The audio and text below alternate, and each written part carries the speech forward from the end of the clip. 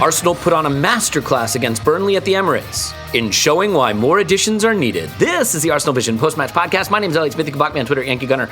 Yeah, I would say that was a masterclass in showing Edu and the rest of the leadership at Arsenal that a signing might be needed. Maybe at striker, perhaps. Maybe even at midfielder. So bravo to Arsenal. Well done. I am recording from an undisclosed location, on undisclosed equipment. But basically, like, it's a computer and a microphone. But it's not obviously my regular space, my regular equipment, my regular time of day, actually just past 7 a.m.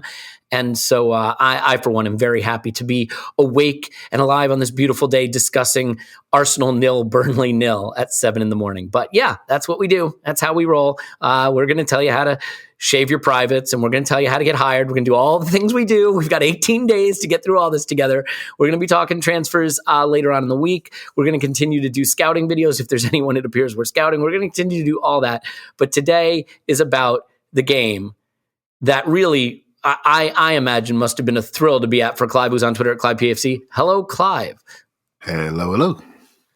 A thrill to be there, as I indicated? Yeah, it was a thrill. Just sat there, went through it. I sort of knew, me and Tim were just talking beforehand. We said, we all knew it's a 0-0 or 1-0 game. But this is what we do.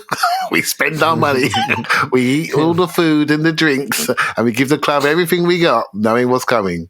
And that's people were a little down. I think if the club needs to do anything, it's either sign players or put out a really good Adidas hype video. So one of those two things should fix it. And Tim's on Twitter. It's Stillbird. Hello, Tim. Hello there. Were you at the game? I was the women's game. I was at the women's game. Yeah. Hey, we were missing the big moments player for the men's team, but not for the women's team, huh? No, Tobin Heath gets a 93rd minute, opportunity in the penalty area. Probably not that dissimilar to Lacazette's. She had quite a few more people in front of her. But yeah, Arsenal men do not have a Tobin Heath for those moments because she stayed calm and converted. And Arsenal got a very handy point away at City as a result. Whereas, well, we all saw what happened with the men's team against Burnley, and I think in other games over the last month or so. Yeah, and I mean, I think there may be some split on the level of disappointment or frustration about this performance and this result. I found myself super frustrated by it, but I think, Clive, you touched on this. I think going into this game, the odds were never very good that it was just going to be an absolute dominant performance. This was a weak Burnley team, but a Burnley team with a good defensive record. And this is obviously a weary and weakened Arsenal team just trying desperately to get to the break to get players back. And I do think we put out the best lineup we could. And maybe we'll come back to that in a second. But I just think in terms of measuring against expectation, this was a game where we knew it was going to come down to a couple of moments to turn the tide. I mean, we had that maybe 10 or 15 minute period where we were absolutely running riot, I think in the second half, and didn't convert. And other than that, it was pretty slim pickings. But I mean, is that really just it for you, that this was always going to be them defending, us maybe lacking a little cutting edge, and it was going to come down to a big moment, and we didn't have the person to secure the points in the big moment? Yeah, I think they came to mug us, basically. I think they came to get a 1-0 and then go from there, and then sort of see that, get a 1-0, hold the lead, and then see if they can hold on to something a bit more stringent. Burnley, sometimes it's a case of knowing your enemy, and we they haven't changed. They're 4-4-2, two strikers that run about a bit up front. They stay narrow, sometimes give you the outside. They were quite fresh, mentally, and quite fresh as they shuffled across the pitch. And so I think it's just a case of knowing who they are, but teams are starting to know who we are. So what we do a lot, Elliot, is we move the ball out to our two wide men, who are quite good, and everyone knows them, and teams are shuffling out to them, and they're doubling and tripling up against them. And they were doing that consistently really well early in the game. But as the game grew and they got a bit more tired, we were getting one-on-one isolations, and we were getting in, and we did have that punk rock 20 minutes period where we were really, really good. And then we didn't. And then it stopped. And then that's no doubt a discussion point. But Burnley are Burnley, right? They defend the spaces where you can score the goals. So you need to decide what you're going to do to move them around those spaces. And Ben Mee and Charles Kowski know what they're doing in that box, defending deep. And It was a challenge for us, and we didn't overcome it because we missed some chances. But there's a bigger discussion to have around our centre forward, shall we say.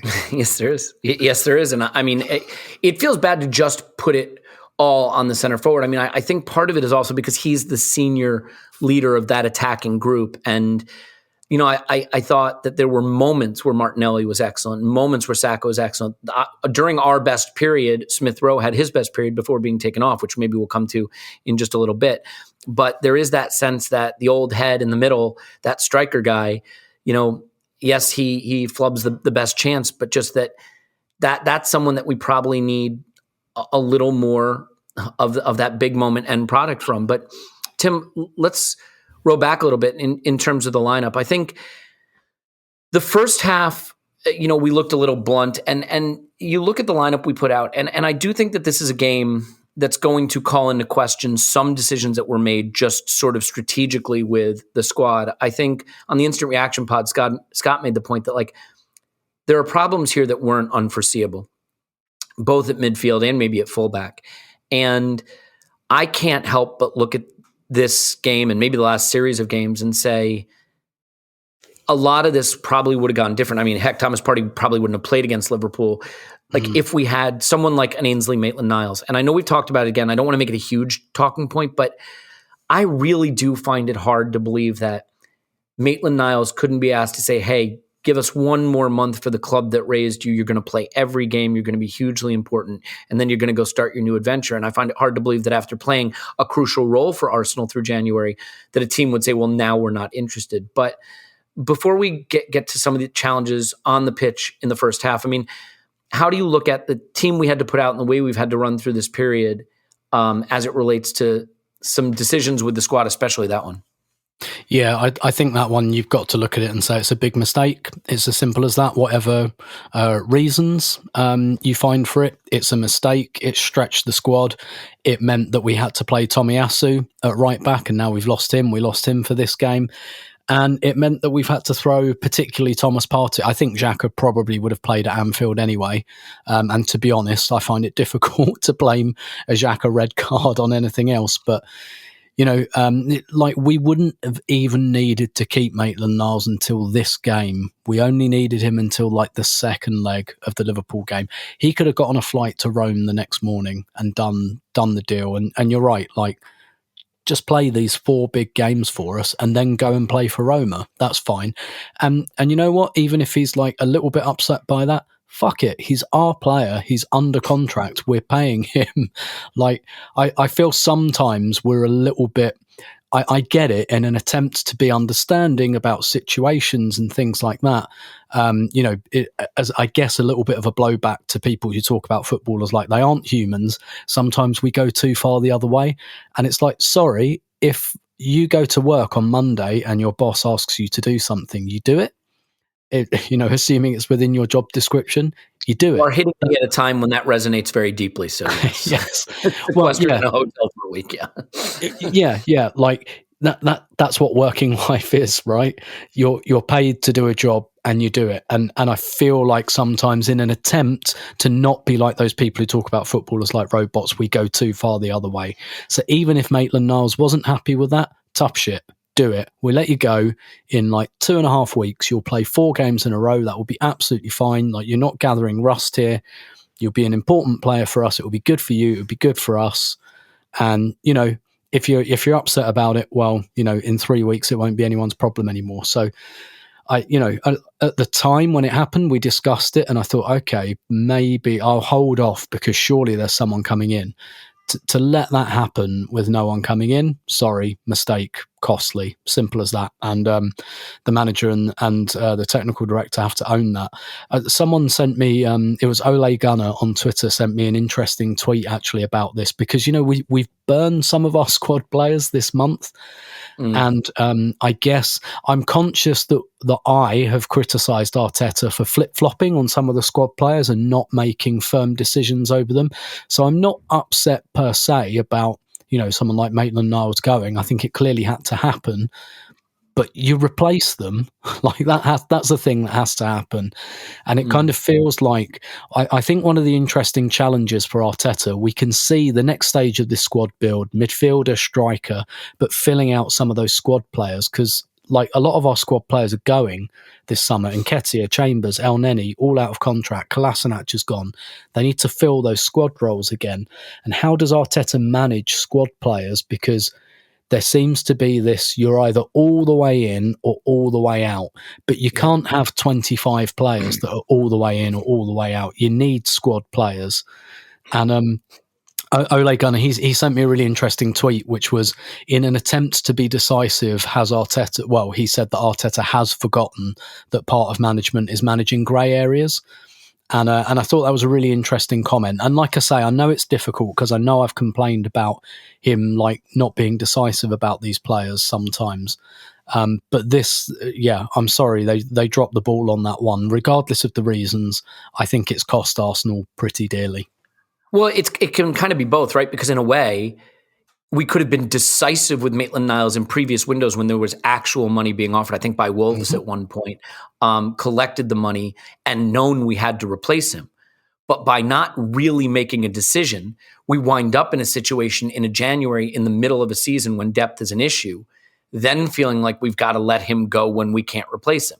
So, the lack of decisiveness in the earlier opportunities led to a problem later. And I mean, I don't want to really dig up stuff like Guendouzi and things like that and all that, but like you do get to a point when player situations resolve in that way, you do create a problem for yourself because you have to backfill those positions somehow. And it can be really hard. Like a 19-year-old who's developing into something really good, who you don't have to go out and buy, who's just there developing, is a really handy thing to have. And when that player turns out to be a complete jerk and you have to get rid of them or feel that you have to, immediately get them out of the team, I understand that. But like, then you have something you have to backfill. And like, it's unlikely you're going to be able to do that with some 19-year-old. Maybe what we've seen with Sambi Lakanga, for example, is good young player, developing young player.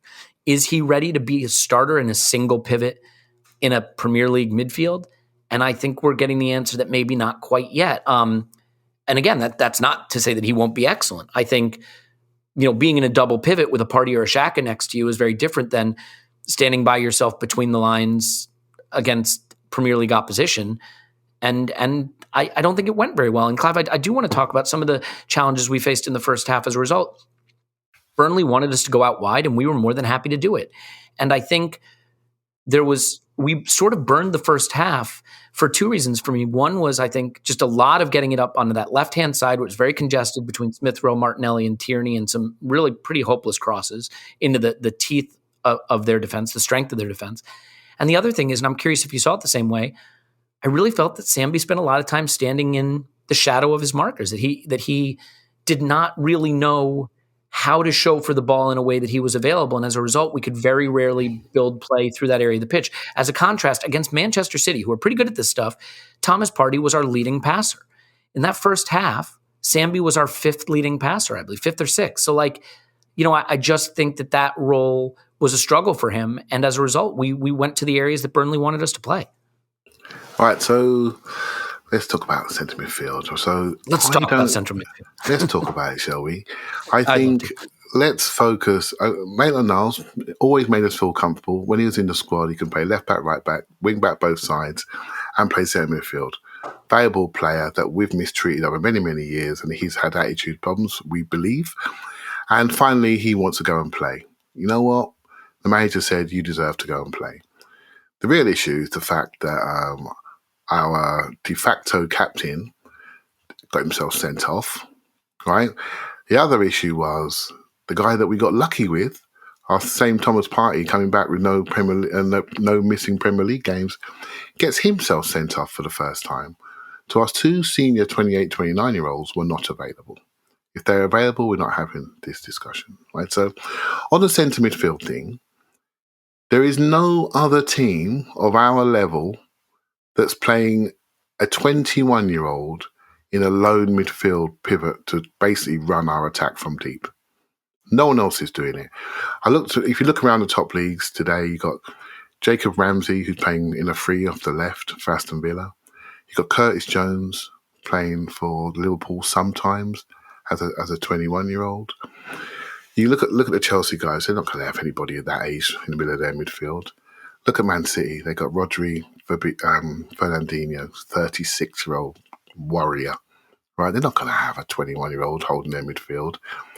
This problem is a problem that's off the pitch, not on the pitch. The fact this kid is doing this well at 21, we should be clapping him because he's overexposed and development is accelerating at real pace. At real pace. We are developing a player right in front of our eyes. It's not perfect all the time. I thought he ended the game really well, by the way. Some of his passing was tremendous out to the right-hand side. But what we're doing is we're looking at what we could have won, and then we're comparing him to 29-year-old, 28-year-olds and Thomas Partey, etc., who is a top-level Champions League experienced international footballer. And so I thought Sambi was fine. And I look at this team, and I say to myself, okay, the centre midfield, I know what the issue is. We got a kung fu artist, got himself sent off, and we got a player that's probably unfortunate to get sent off in exceptional circumstances, right? Yeah. Maybe at 2-0 we should have took him off, to save him for this game, and we'd have been fine. We've lost a lot of centrality because we've lost Ben White in the central zone. We lost Partey in the central zone, and by Odegaard being slightly to the right, we lost him in the central zone. And so what that meant was we were playing out wide because our best pass to the ball from the back is Ben White, and he was playing on the right. And so we ended up going wide. If he went to the left, we then switched to the right. Right? So just by losing those key players and pillars in our team for various reasons, we are forced to play another way. Right? So I see Sambi as the least of the problems for me. The fact that playing holding affecting our build-up significantly, I felt, in the game. And so I look at this team, I think, yeah, the centre midfield, I know exactly what the problem is. We've got Xhaka, who we debate. We got Partey, looking quite good until he's misdemeanor. But we know we need one more in there of quality to really lift our levels. But the big area for me, mate, is up front. Because we know the next game against Wolves, we're going to have two centre midfielders available, ready to play. When we go to Wolves, we are still talking about the same strikers. And for me, this wasn't so much what happens on the pitch. For once, I think it's what's happening off the pitch regarding squad availability, squad relationships, squad rebuilding, the pace by which it's done and the priority and order by which it's done has left us exposed. And so it's definitely for me an off-the-pitch problem at the moment that we have 10 days to fix. Yeah. I mean, it's hard to get away from that because, look, we would all love, Tim, we would all love for Arsenal to just go out and smash teams. Every game, smash teams, 30 shots, 4 XG, 5 big chances, and eventually you take at least one of them, you win, fine. But that's not how football works, especially not when you're a team that's still developing. And there are going to be games where you get 2 pretty decent chances and you need to take one. We've talked about the force of nature player. We've talked about the player that can just win you things when it's not your best day. And could Martinelli become that player? Could Bukayo Saka become that player? They absolutely can, but we also have to try to take care of those players. We need to remember where they are in their careers. They are fantastic players, but it would behoove the club to have someone in the middle who can take a little of that burden off of them. And again, it's really hard because you're going to look back on that chance, that pullback from Smith Rowe, that chance to Lacazette. And I get it. There's one thing XG has taught us, right, is that even the good chances are 50-50, right? You're not going to score them every time, but this is still about human beings, and human beings have a way of either showing up in the big moments or not. I think that Lacazette is doing a lot of important things for us, but maybe not the thing that wins you football matches. I know you famously think that goals are overrated, so maybe that's not as big a concern for you. But I mean, do you agree that it is really as simple as that? Or, do you think that something about our play has changed? Because the one thing I will say is, I think the really, really excellent football we were playing before, up to and including the Man City game, obviously the team has been so disrupted, but I do think that there's been a willingness to once again sort of go back to this funnel it out wide playing style that we saw in earlier stages when Arteta was here that makes you very one-dimensional. Yeah, I think that, so there's a couple of things going on. I think the first thing to say is that Lacazette has always, he's never really been a 90-minute player, even when we bought him. And because of the situation up front, we're asking him not just to be a 90-minute player, but to be a 90-minute 3 times a week player. And he's definitely not that. And, Yeah. you know, we were talking a month ago about how well he was playing. And I think a lot of that is physical, because he's backing games up, and he's never really been able to do that, and he's not going to acquire that at this stage in his career. So I think there's that element to it as well. I do think it's fair to say he's probably quite tired. I think the interesting thing to me as well is everyone's looking for this player at the moment, and that's what makes the market quite difficult. For people who don't, I really recommend subscribing to Grace Robertson's newsletter. And she wrote about this week, about like the number 9s. And if you look at the top scorers in the Premier League at the moment, like in the top 10 scorers, Jamie Vardy is like the only out and out 9.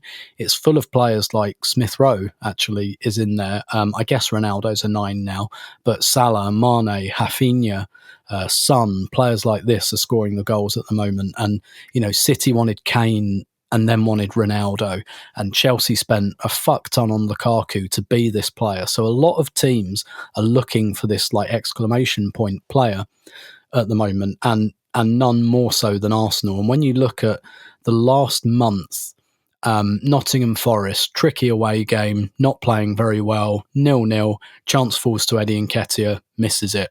Everton, tough away game, tougher than it should have been, but tough away game. We're 2-1 down, few minutes to go, big chance falls to Eddie Nketiah, misses it. Burnley, 20 minutes to go, not playing very well. Burnley very dogged in defence, big chance for Lacazette, misses it.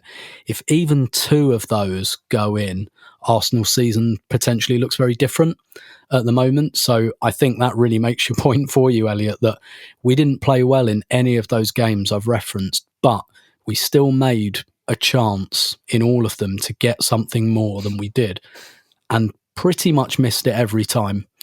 Yeah. And so, you know, your point about moments, your point about needing that exclamation point player who kind of shows up in those moments, absolutely you need that. And when even Pep Guardiola is looking for that player and thinks that that's the thing missing from his squad, you know how important it is. And you know how important it is when Chelsea go out and spend however much they spent on Lukaku to be that player. Yeah, and this is, I mean, again, this is not the discussion for the moment, but this is when decisions like re-signing an aging Aubameyang, for example, you know, these decisions matter, because when you do that, and this is, I know Clive hates the expression, it has to work. What I mean when I say it has to work is, if it doesn't, you've left yourself in a very, very bad position in a very, very important, a very, very bad situation, a very important position. And so, like, when you give Aubameyang $300,000 a week to be the guy that wins you those games in those moments at the very tail end of his career, you're not only doing 2 things. You're not only rolling the dice on an aging player, you're not backfilling the position.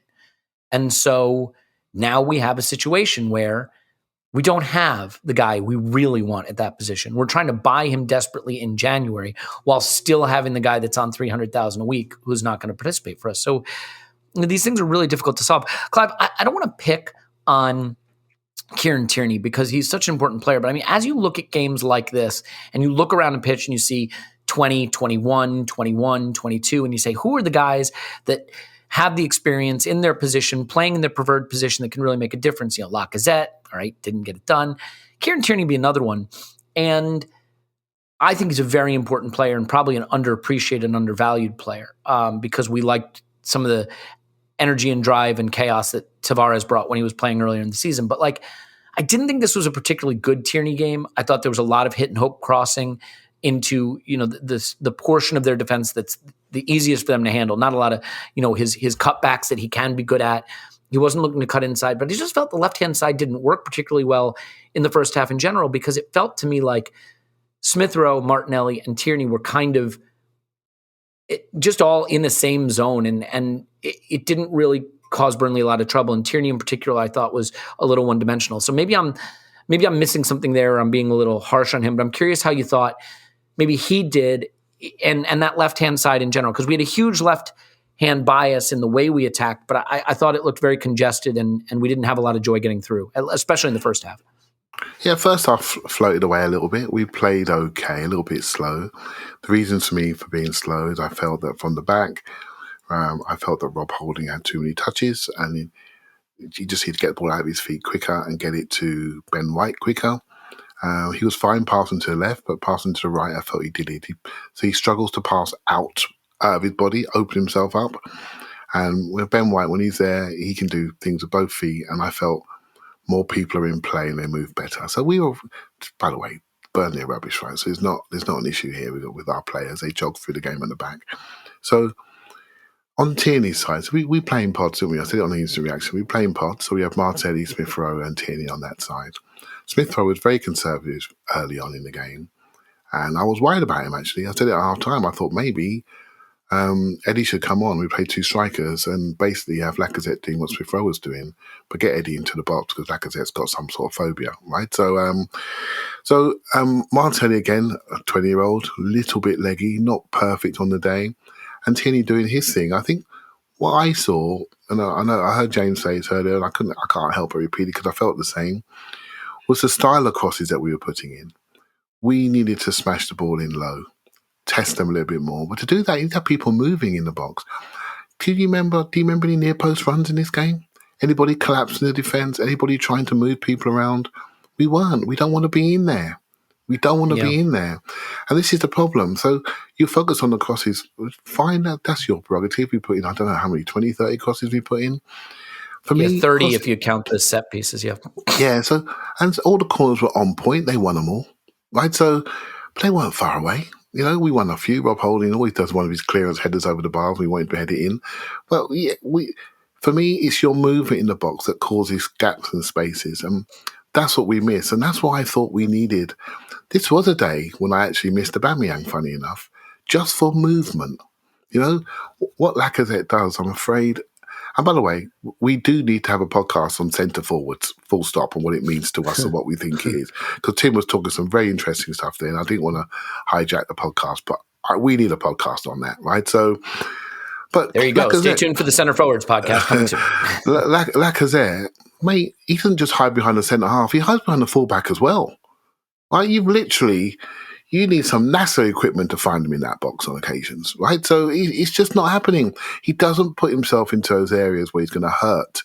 You know, he doesn't do it and never has. He's a cutback merchant on the edge of the box, and he's a second forward. He's a 9.5. And Lacazette's best games, when I get excited and happy for him, is hard-working games in adversity. That's his best games. They're never, he ripped it today up front, ran the size, 10 shots. They're not those sort of games. They're hardworking, defensive, take a few kicks, link-up play. And by the way, we're over-indexing the link-up play. We're not talking coy flicks around the corner and stuff like that. We're talking about just get your body there and hold it. And we're over-indexing it in our mind. It's not that. We're not getting enough from that player. It's not personal with him. It's just that player. And so for me, that dictates the service as much, right? So when you've got good movement in the box, your service looks better. I think we were a bit dumb in the last third, so I agree with your point. I actually thought Tierney was quite influential on the day. And I thought he did some good things around the pitch. But the final pass wasn't perfect for him. But I will say Burnley defended that central zone by the penalty spot exceptionally well. Yeah. You know, and they are well practiced at it. And you just have to hold your head up. And that is why, in the ground, everybody was saying, before this game started, please can we get a 1-0?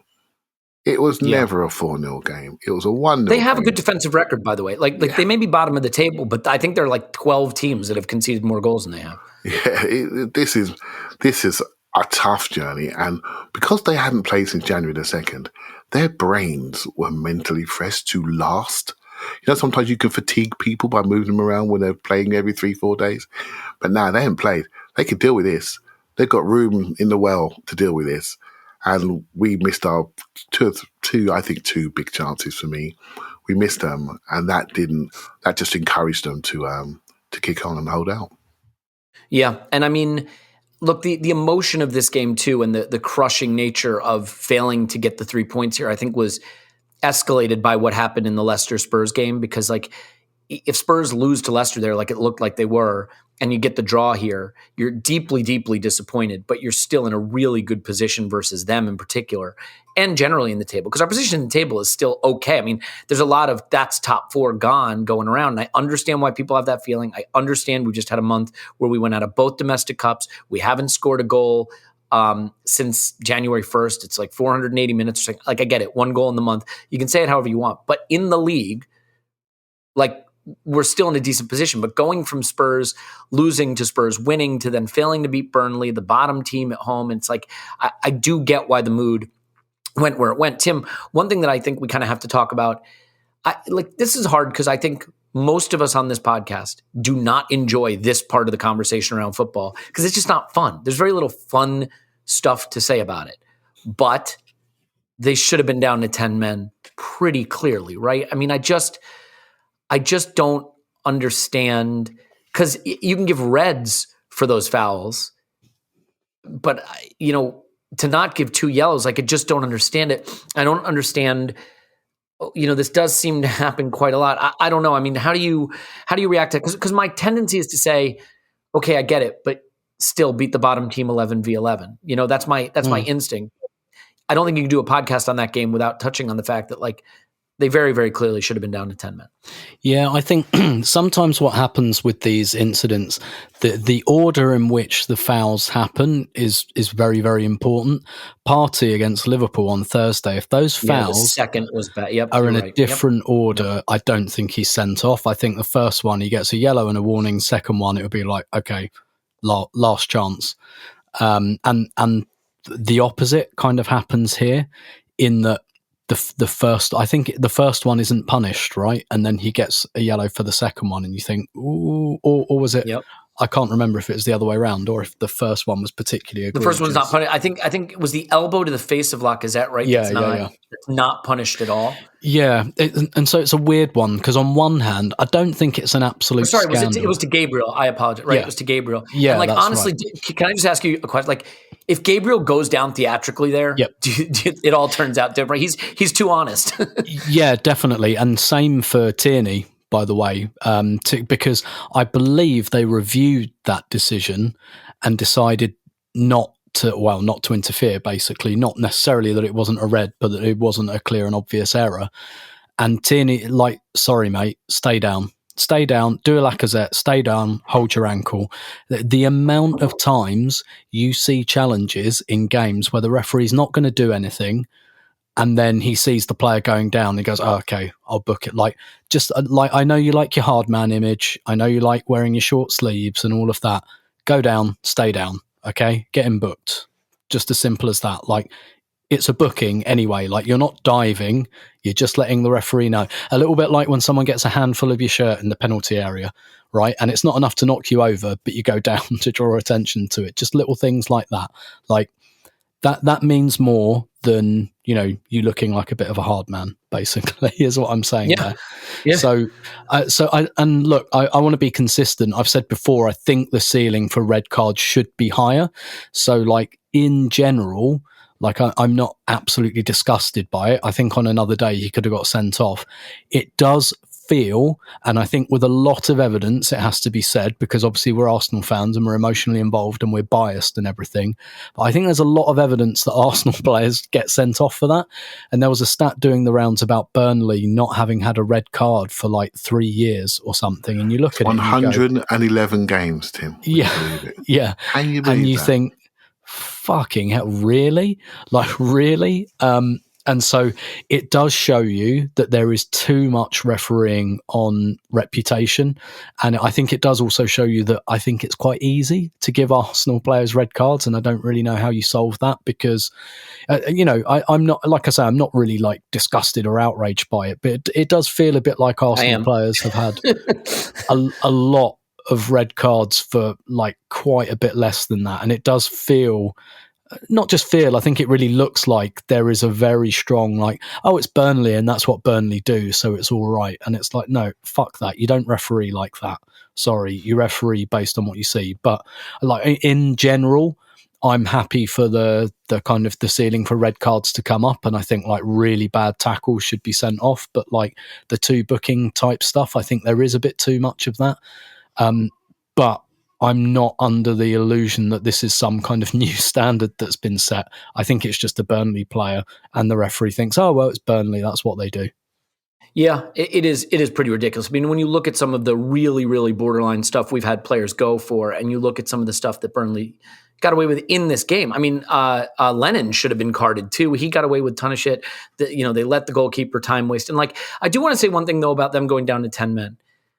They weren't attacking. I mean, until the very, very end of the game where they had a few counters, they basically did not attack at all. If you want to see something funny, look at Scott does a number of visuals for the visualizations for the data in the game. And one he does is field tilt, which basically shows the percentage of the final third possession by team. And it's all Arsenal for the entire game.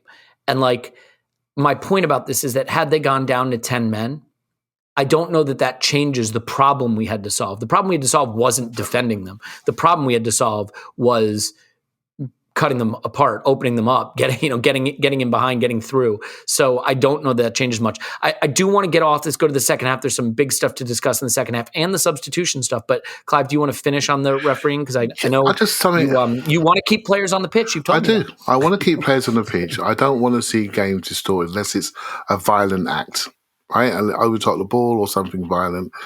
I said something. I felt it looked like a stamp to me on Tierney's calf, but I haven't seen it back properly, right? And I don't want to watch this game again yet. I'm not ready for it emotionally, but I want to be consistent, players on the pitch. But what I will say is, around sendings off, I'm a rugby fan as well. And when a player's going to be sent off, it's a big moment in a game. And it's really thought through with the TMO, the linesman, the assistants, the referee, and there's a group. They say, yep, do you all agree? Yep, the player's going off. It's going off. I think what we've seen with football, I think football needs to change. Sometimes the referee can just get out a card really, really quickly. Done. You're off, son. Go on. You've upset me. On you go. 2 cards. Done. The card's out of the pocket so quickly. Decisions are so quick. I'd like to see referees breathe a little bit longer and make sure they're doing the right thing, because going down a man is a big deal these days, because everyone's well coached. The game is massively changed. The product is changed.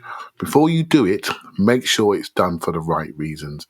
And maybe it's a bit more of a collective decision.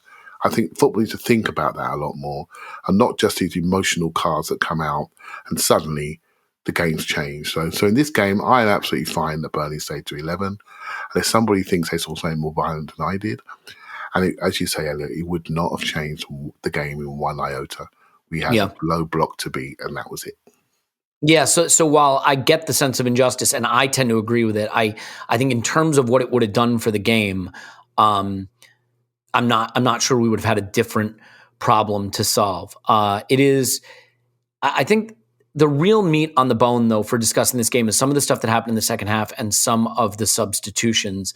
We are getting ready to look towards February as the transfer window is going to be, closing here in the next week. So there's a lot ahead. I should point out that obviously February is Valentine's Day. If you celebrate that holiday with a partner, a loved one, someone special. Clive, you have any special things planned for Valentine's Day with your I am going to have dinner. Wife? Yes, going to have dinner on the Friday before Valentine's. Yes, already booked. Mm-hmm. I've done my work. Yeah. Yep. Tim, any good Valentine's plans? Celebrate, don't celebrate? Well, what I do is Valentine's Day is actually on a different day in Brazil. It's in June. And the reason for that is because Carnival happens during February, and nobody wants Valentine's Day during Carnival because that's when everyone cheats on their partner. So that is my suspicion. So what I very cleverly do is when Brazilian Valentine's Day comes along, I say, oh no, we'll wait till British Valentine's Day, and when British I guess it's more global, isn't it? The February Valentine's Day comes along. Oh, we'll do the Brazilian one and flip backwards and forwards like that. Yeah. Interesting. Well, look, you romantic, you. No, not really. Look, I do both of them for the record. Okay. I don't want to tell either of you how to do it, but I think I can impart some wisdom here, which is to say that for both of your Valentine's Day, it's pretty important that you get your private areas properly shorn. That's what this is about.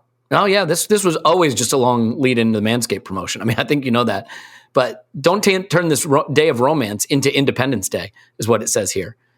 Get the Performance Package 4.0, which includes a Signature Lawnmower 4.0, which is the absolute finest tool I have ever used for grooming myself. And you will feel the same way. It has ceramic blades, skin-safe technology. You know what's not a good Valentine's present for your partner? Looking like Edward Scissorhands went to work on your private area. You don't want that. No, you want the Performance Package 4.0, Lawnmower 4.0, long battery life, a 4000K LED spotlight so you can see what you're doing. You can use it in the shower. It's got guards for different lengths. You can do your whole body with it. Induction charging, the thing is absolutely sensational. And they got all kind of deodorants and toners and liquid formulations and what's the thing you spray on your body? Cologne. That's the stuff that someone would spray. I wouldn't, obviously, but normal people would. So yeah, definitely go ahead and get the Performance Package 4.0. You go to manscaped.com, promo code ArsenalVision, 20% off and free shipping. Manscaped.com, promo code ArsenalVision, 20% off and free shipping. And when they say, what did you get me for Valentine's Day? You can say, allow me to show you. And then that's how the good times start. I mean, I wouldn't know because I'm married with kids, but I imagine that's how the good times start.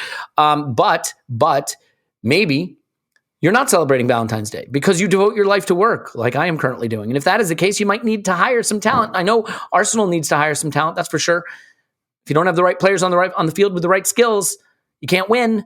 The same goes for your business. And that's why Indeed is a fast, simple way to make sure you're hiring the best talent. If you're hiring, you need Indeed.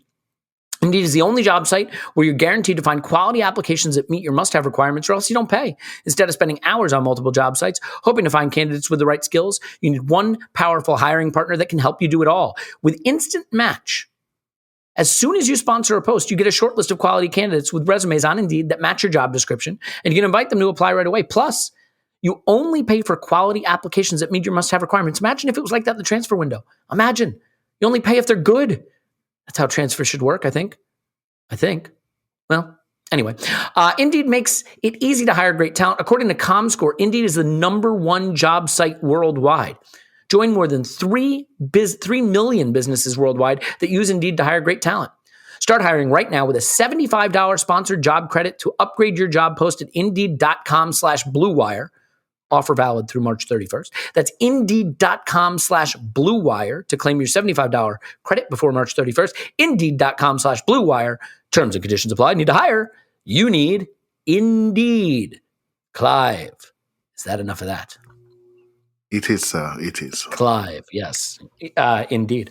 Okay, so huzzah. Tim, second half.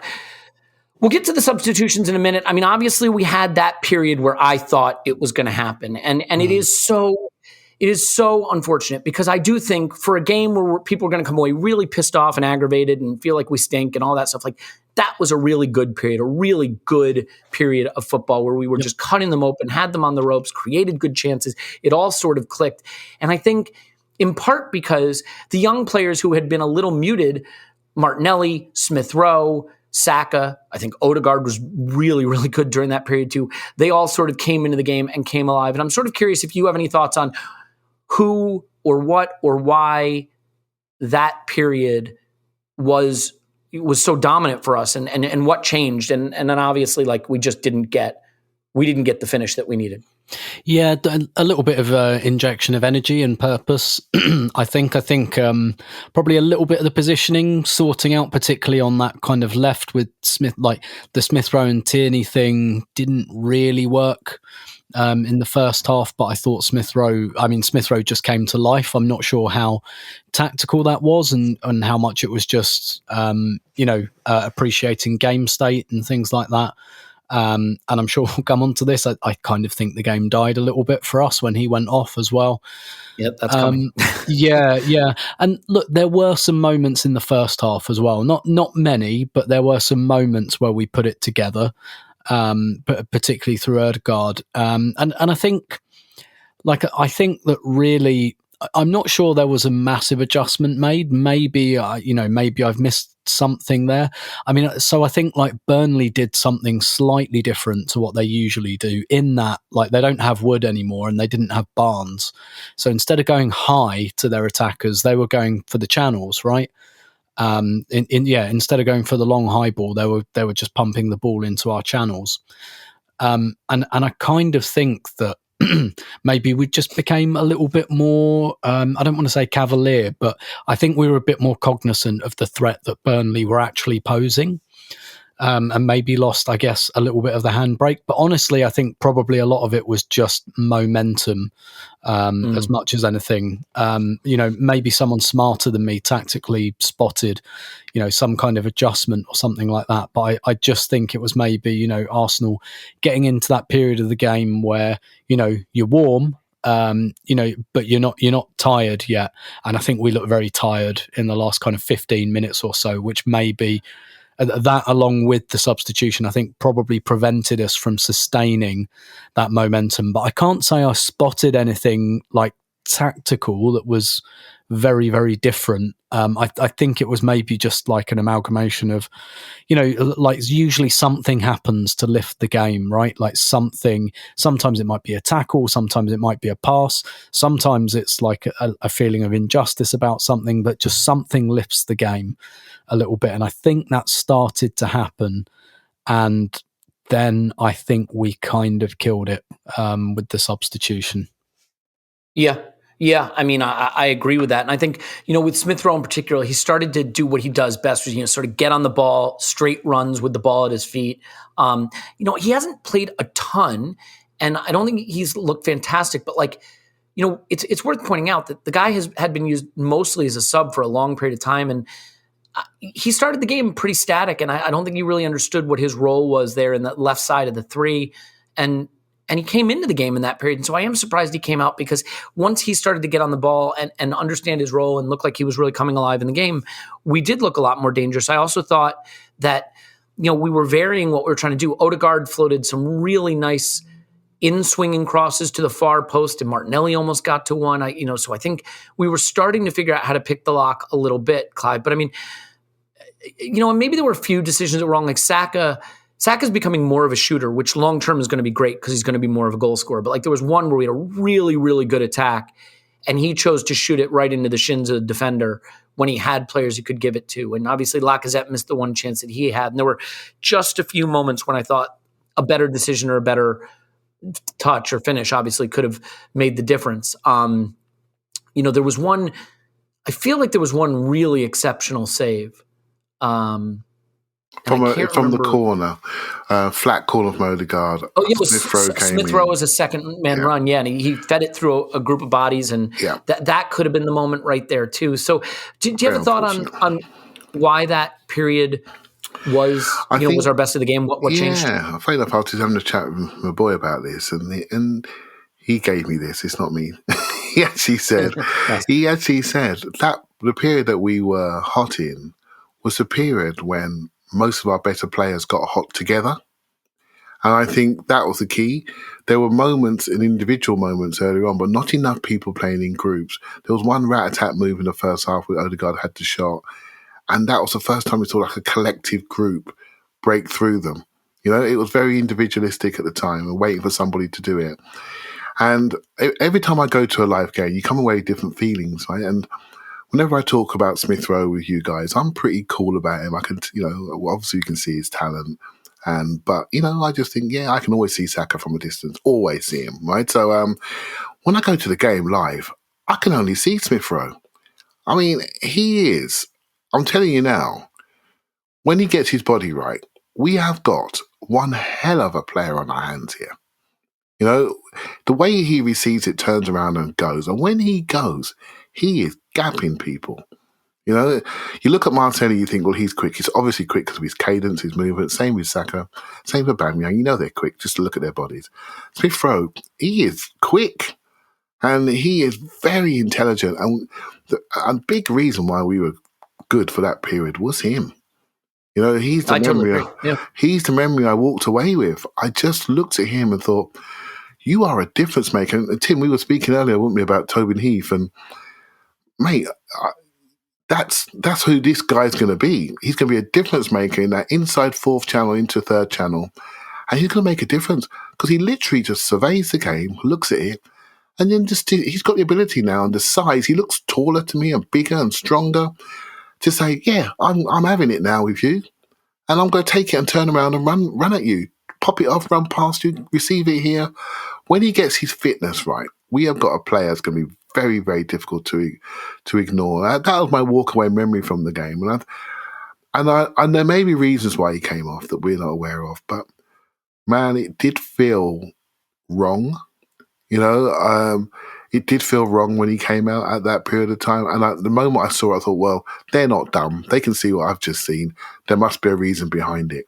And I just think it's a hierarchy. He wanted to bring on another striker, and if you look at the Odegaard, Saka, Martinelli, Smith Rowe, and Lacazette, the one in the hierarchy who is sort of not highest on the totem pole. And at halftime, when I gave you the halftime thoughts, I was thinking, get Smith Rowe out, play Lacazette in the 10, and just get Eddie in the box where he is a box player and keep him out the outside areas. What did we do? We keep Smith Rowe as a hot patch. We take Smith Rowe out and then put Eddie in the Smith Rowe role. Yeah, I'm thinking that's not right. So that to me is not right. This had to be box presence to move people, collapse people, create lanes for passes, cutbacks, etc. You needed some activity in the box, so we decided to vacate that space, right? So yeah, it's a challenge there. But Smith Rowe is a player. All we need to do is just make sure he's healthy, because his goals were fantastic for us in December, and we've missed them since he's had a bit of a body breakdown. So. Well, and everybody's a little different, right? Because like Saka's a player who looks clean and decisive and dangerous and just a good quality player 90 minutes. Very rarely feel like he's putting a foot wrong. Maybe Smith Rowe is one of those players that he is more of a moments player, because I don't think he was good in the first half at all, but he could have had a goal and an assist very easily in this game. He had our nearest chance at a goal with a shot that's really well saved through a bunch of bodies with a great run off a corner. And then he's got that sensational run to the byline for the cut back to Lacazette. And like, you need players like that, right? Who maybe aren't clean all the time, but are decisive. I mean, Alexis was famously like that, and he would drive you nuts, but he did win a hell of a lot of games too. So yeah, I mean, I didn't totally understand that, Tim. And I thought that there were really two mistakes from a coaching standpoint, in-game management standpoint here. One was taking Smith Rowe off, and the other is, I know why we started Ben White at right back. I understand that. But with 20 minutes to go, 0-0 at home to the bottom side, I don't think you need three center backs holding White and Gabriel. And I realize White wasn't playing, strictly speaking, as a center back, but I think you can take Holding off, move White to center back, and bring on someone like a Tavares or one of your young attackers if you prefer, but Tavares is two-footed, and add overlap, give Saka some support, have more threat on both wings, because it's not that White was doing anything wrong, but he was not, he's not Tavares. He's not a straight line runner. He's not someone who's going to overlap and put it in the box. So like, you just could have added so much more threat to win the game with a very simple change of taking off a center back and bringing on a more natural attacking right-sided player. And I'm curious to get your take both on the Smith Rowe decision, but also on the not making that kind of change. Because that one, on a day when we had a very light bench, that one did seem like it was available and sort of obvious. Yeah, looking at the bench before the game, you kind of looked at it and think, well, there's only two players that would definitely come on, Tavares and Nketiah. So firstly, on the decision to take Smith Rowe off, I mean, I can only imagine, like 100% it has to be a fitness thing, right? Because we know he's not 100%, and I guess maybe Arteta felt a little bit burned because he pushed Tomiyasu on Thursday night, and we lost him, and maybe he didn't want to repeat that error, if you want to call it an error. Albeit I think his choices were pretty limited on Thursday night, so maybe he had that playing in the back of his mind. I think. You've got 18 days, though, right? Yeah. And that's the only thing. And I mean, when was he subbed off? It was 77 minutes. So, like, he can't go 13 more minutes with 18 days. Yeah. I don't know. I guess, it depends whether there was a conversation with the bench or something, or maybe at halftime he said, look, I don't think I can give... I mean, I have my doubts that a player would say that, but, maybe he had a conversation at halftime and was like, look, I think I've got... Or they decided half an hour at the most. So it could have been predetermined. I think that So we know that Arteta doesn't like to change the system, basically. So for me, the only point in bringing Nketiah on is if you go 4-4-2 and have him and Lacazette up front, particularly given the amount of crosses that were going in. And Nketiah, he's not going to out jump Ben Mee, but he's scored some headed goals. He can get headed chances. We know that because he's got a good appreciation of space. So if you're in a pattern where you're being forced wide to put crosses in, I mean, having two strikers makes some sense to me. So I think if you're going to put Nketiah on, don't put him on and then ask him to do what Smith Rowe was doing. That's not I think you go 4-4-2, and I think then you can make the other change as well that you're talking about there. Tavares on at right back for holding, and then you've got Tierney and you've got Tavares who can whip those crosses in. Now, I'm not saying that's absolutely ideal and that definitely wins us the game. It maybe it does, maybe it doesn't. It's not the ideal, but what we were doing definitely wasn't going to. So I really think that, Nketiah for Smith Rowe and then asking him to do Smith Rowe things. No, that was never, not only was that never going to work, that was always probably going to make us weaker. Even if I don't think Nketiah had a nightmare or anything. It's just, that's not really where you want him. Not particularly not in this kind of scenario. And yeah, absolutely, I would have put Tavares on at right wing back and just tried to get some kind of overlap.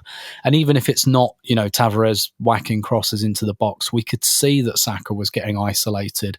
He was getting the ball, but not in dangerous positions. He didn't have that overlap.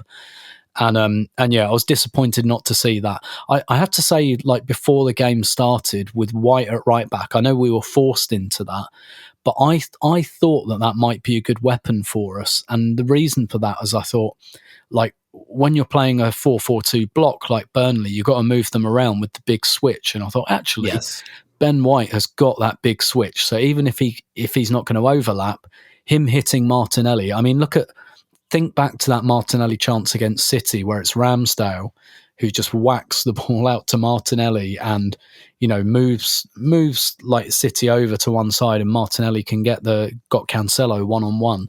I thought, that move, that's up for, that's potentially up for grabs here. Big diagonal from White to Martinelli. Didn't really see it. And ditto as well, Kieran Tierney. And I know we've spoken about him, but I really think now Tierney needs to add things to his game. It's a little bit bit PlayStation. It's a little bit head down, whack into the box, and I think that diagonal to Saka was on a lot, and Tierney either didn't see it or just didn't feel he could make it. And I just think those big diagonals, you need to keep doing those in lieu of anything else. When you're on limited options, and I don't think either fullback really gave that to us as much as they could have. I thought that was an avenue to hurt Burnley that we didn't really explore enough. But having once it got to the last 20 minutes, that's kind of off the menu. So yes, put Tavares on and fine, just keep whacking crosses into the box to Lacazette and Nketiah, and then you've got potentially you've got Nketiah being the first line of attack, attacking the 6-yard line, attacking the front post. And then, you've got Lacazette likes to be the second line of attack and possibly something drops to him. A little bit like it did, when he scored that equaliser against Palace a few months ago. Something just drops to him in the box. And not ideal, not perfect, not saying that's a brilliant way to play that definitely would have won us the game, but it was something better than what we were doing. Well, I think it also, Tim, I mean, for me, one of the things I thought that switch could do is give Saka more ability to hurt them because he was very isolated on the right. And Odegaard tried to make some underlapping runs and things like that occasionally. But if he has the overlapping Tavares, he can either give it to him or he can then cut inside on his left foot if the defender follows Tavares, right? And there just wasn't that support for Saka. So I thought it was a little bit marginalized. I have to say that being isolated is not always bad.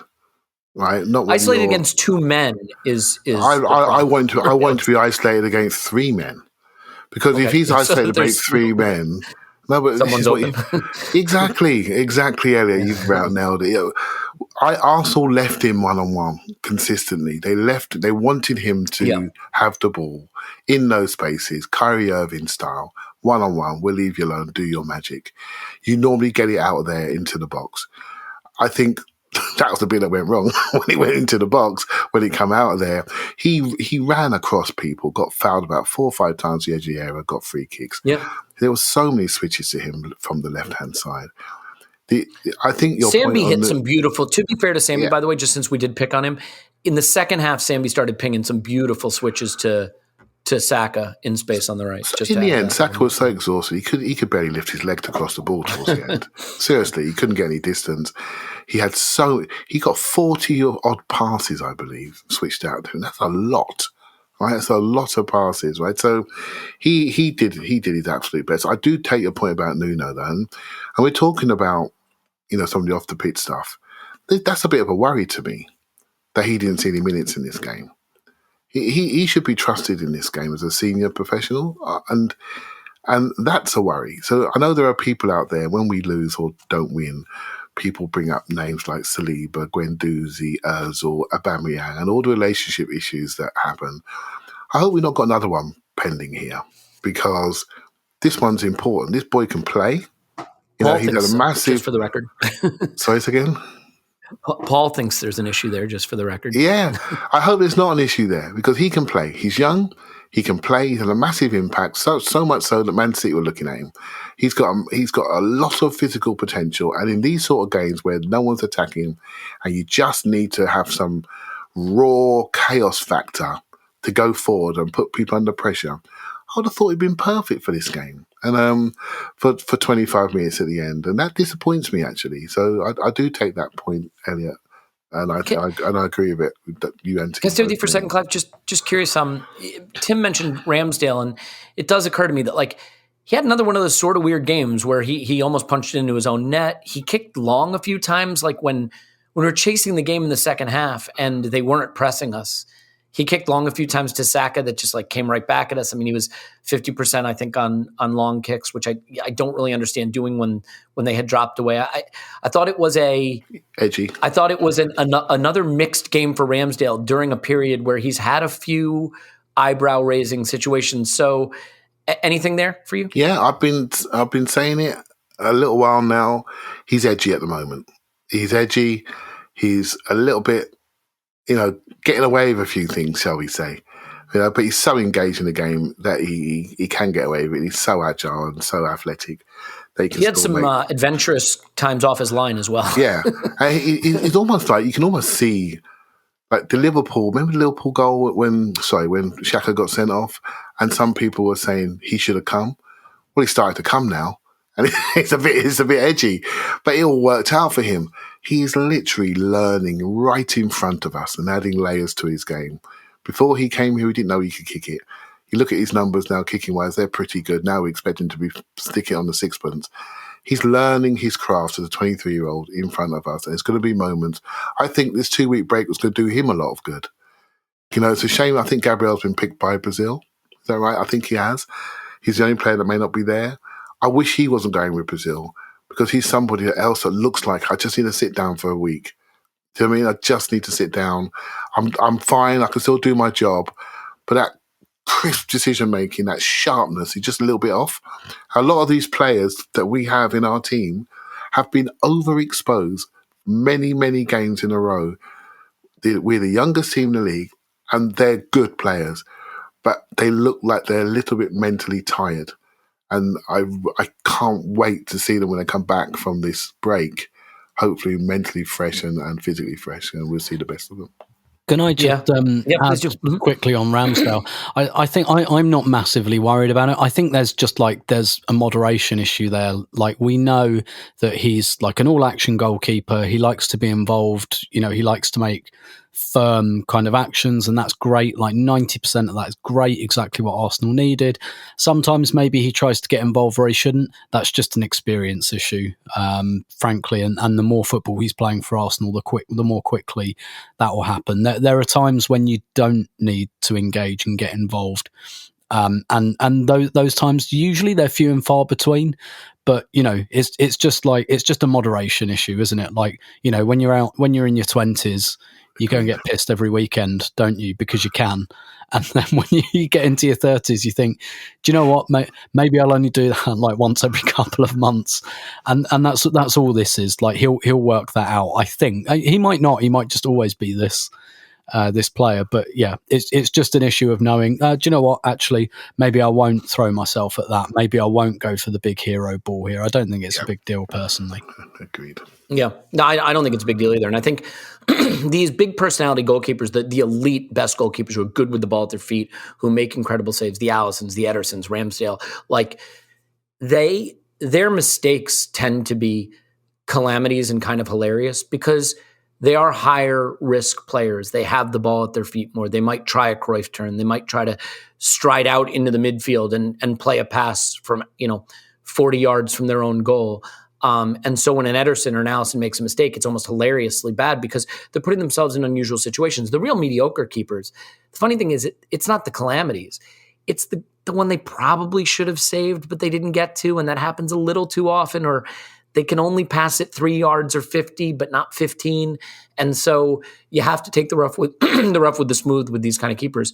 Tim, before we finish up, I'm always a little bit loath to go over the top praising Gabriel Martinelli because I'm such a Gabriel Martinelli guy that I think people sort of just roll their eyes at me now. So I'll let you do it. I mean, I feel like this guy does one of two things. Either scores, he assists, or he looks like he's very, very close to doing it.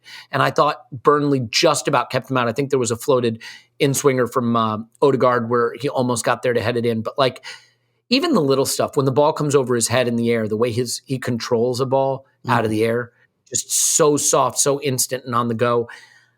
To me, I mean, it's still, I know he didn't get the goal here and maybe he didn't have the big chance, but he still looks like a player for me that has more of a ceiling coming. And I'm curious, like how you look at just his development, his performance in this game. And I think the revelation of what we found with him now that he's starting, game in, game out. Yeah, absolutely. He's adding layers to his game. So that, like you say, there's a few technical things that, people questioned his technique a little bit when he first arrived. And I think that's kind of fine. But the player I'd seen little bits of before he came here and at international level was that actually he's a better technical player than he looks. And we're beginning to see that a little bit now. And we're seeing him go past people with little kind of flicks and tricks that are so quick that you don't really see them until you look at the replay. You don't see he's done like a little flip flap or something like that because he's getting more confident. Basically, he's getting more confident in those small spaces, which is really good. And I think that's a big part of what's making Arteta trust him so much and making him like a 90-minute game in, game out player. Because previously there was probably a question like, oh, he might make something happen, but he might lose the ball or he might give it away or something like that. But he's developed that.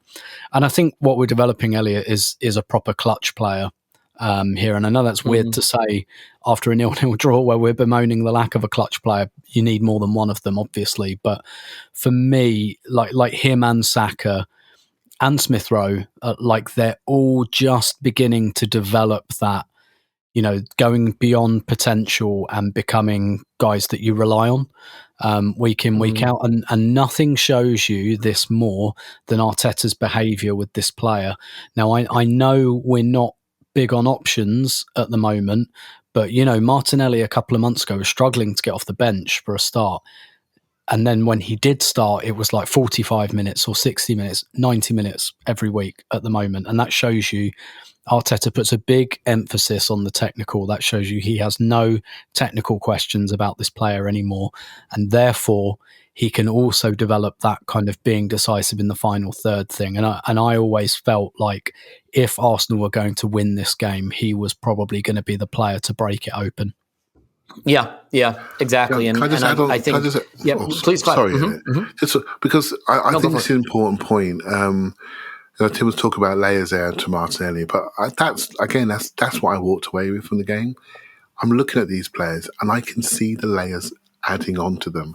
I know it's not the right time for people to absorb this on 0-0 against the bottom team in the league, but I'm telling you, mate, Smith Rowe, I can see it. Martinelli's obviously, he would never last in games 3 in a week like this. No chance. He'd be off. Now we're looking to him. Saka's getting shots off, many more shots in a game, looking like a forward now rather than an auxiliary wing-back stroke midfielder. He's looking like a forward. If he develops that shot into a top postage stamp like Ziyech did at the weekend, then the league has got a problem. And people will have critiqued Sambi, but my views, 21, centre of midfield, Arsenal Football Club, running it on your own. Well done. And as for Martin Odegaard, I mean, gee whiz, he is literally telling people where to pass the ball. I mean, he is 3 passes ahead of everybody else. And that wasn't a player I saw last year. He's really improved. It's hard to see because we're in a rough patch, but he's growing. Honestly, Elliot, you just watch him, and he's literally telling people where to pass it way before they've even received the ball. It's incredible, his brain of the game and how to create.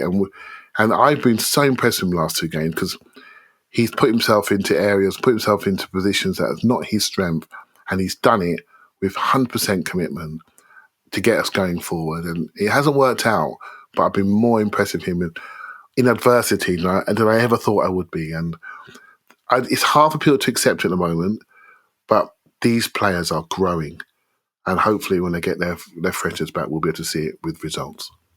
Yeah. And look, I mean, I do want to just speak for people that are really frustrated right now and really don't feel like things are going in the right direction, or really unhappy. I have in my mind the way we played against Manchester City and the way we played in the games preceding that. And I still would like to believe that really that is closer to who we are than what's come since then.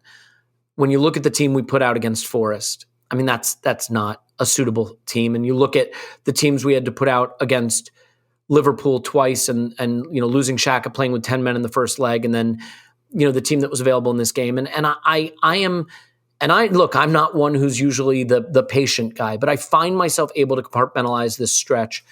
But I am sympathetic to the people who say, why is the situation with Arteta always, well, unless he has the exact 11 he needs, then we shouldn't judge him. Like, I do get that. Like, you don't want to be in a situation where you can look great if every single player that you need to play your football is fit and ready and can start. Like, at some point, whether it was those first 3 games of this season or it's the period we're in right now, when adversity hits and the squad isn't exactly what you want it to be, you've got to find a way through. And when it's the bottom team at home, and that's still a pretty darn good team we put out against a pretty bad Burnley, you do have to find a way through. So while I find myself feeling a little more sanguine and a little more patient, I understand the sentiment of people who are not feeling that way, but we have 18 days.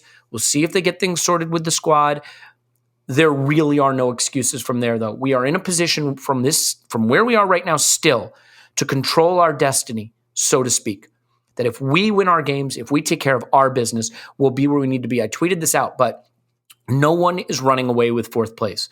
No one's going to go on a run and run away with it. United have problems. Spurs have problems. West Ham. So the real question is simply what happens next. And I think it's over to Edu to some extent with the rest of the window, and it's over to Mikel to show that he can right the ship from this period. We'll have a lot more to come. The content machine will keep rolling, if not the football, over the next 18 days. So take a deep breath. There's more to do.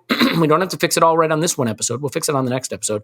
But we do love you for being here, and thank you so much. And I hope to eventually go home and be with my family and back to normal there as well. So we'll see if that happens. Clive's on Twitter at ClivePFC. Thanks, Clive. Thank you very much. Tim's on Twitter at Roberto. Thanks, Tim. My pleasure as always. My name is Elliot Smith. You can block me on Twitter at Yankee Gunner. Hang in there, everybody. If the football doesn't kill you, it makes you stronger is what they tell me. We love you, and we will talk to you after Arsenal 10, Wolves 0.